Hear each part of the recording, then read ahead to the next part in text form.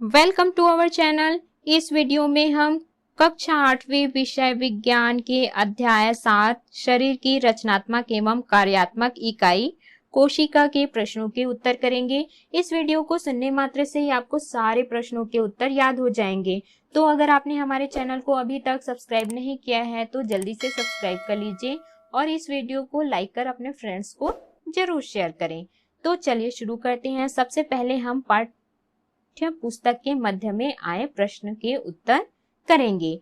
इसमें सबसे पहला इनके उत्तर दीजिए कि प्रश्न है, पादप कोशिका के बाह्य आवरण को क्या कहते हैं? इसका उत्तर है, पादप कोशिका के बाह्य आवरण को कोशिका भित्ति कहते हैं।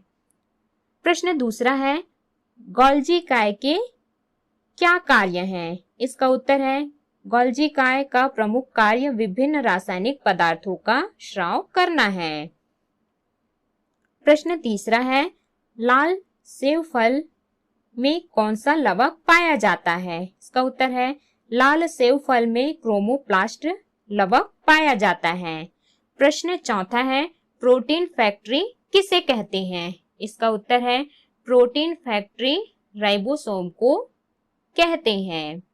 प्रश्न पांचवा है, कोशिका का ऊर्जा गृह किसे कहते हैं और क्यों? इसका उत्तर है, कोशिका का ऊर्जा गृह माइटोकॉन्ड्रिया को कहते हैं क्योंकि ये कोशिका का श्वसन केंद्र है जो कि भोज्य पदार्थों के ऑक्सीकरण से ऊर्जा उत्पन्न करते हैं।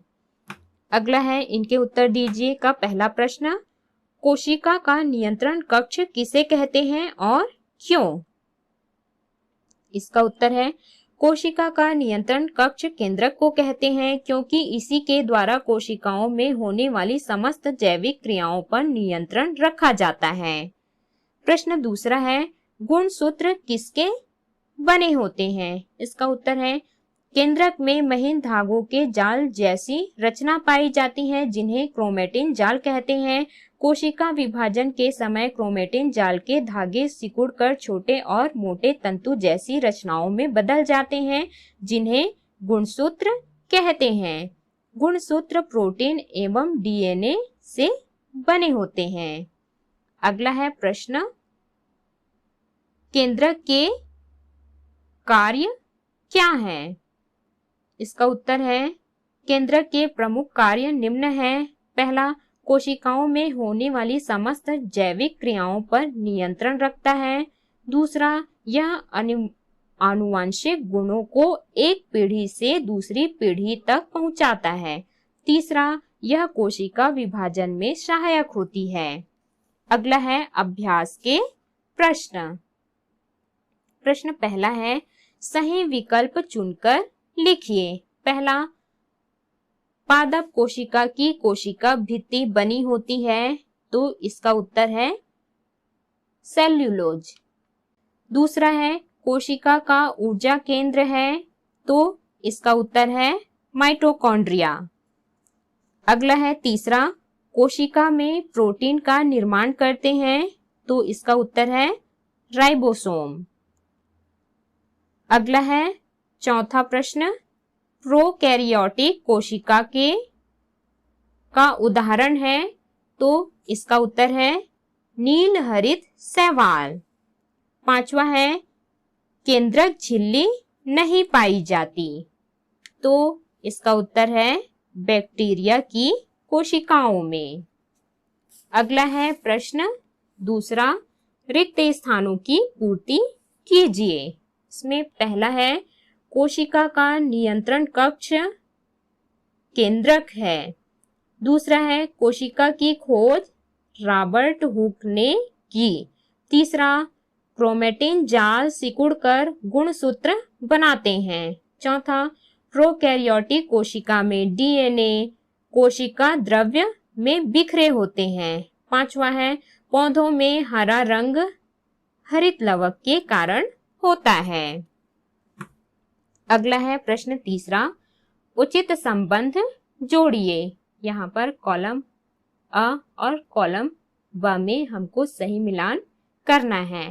पहला है सेंट्रोसोम, इसका सही उत्तर है कोशिका विभाजन में सहायक।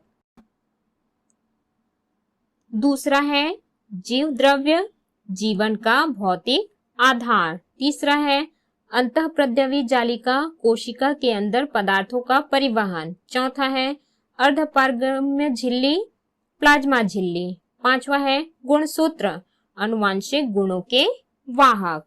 अगला है प्रश्न चौथा, निम्नलिखित प्रश्नों के उत्तर दीजिए। प्रश्न पहला, कोशिका को जीवन की कार्यात्मक इकाई क्यों कहते हैं? इसका उत्तर है हमारा शरीर भी छोटी छोटी इकाइयों से मिलकर बना होता है। इन इकाइयों को कोशिका कहते हैं। कोशिकाएं रूप व आकार में भिन्न भिन्न होती है। जीवों में विभिन्न प्रकार के कार्यों को करने के लिए कोशिकाएं अलग अलग समूह में व्यवस्थित रहती हैं। इस प्रकार कोशिकाओं को जीवन की रचनात्मक तथा कार्यात्मक इकाई कहते हैं।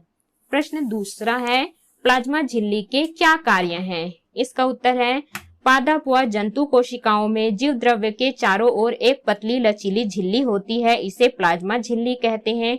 इसके निम्नलिखित कार्य हैं। पहला, कोशिका का आकार बनाए रखने में सहायता करना।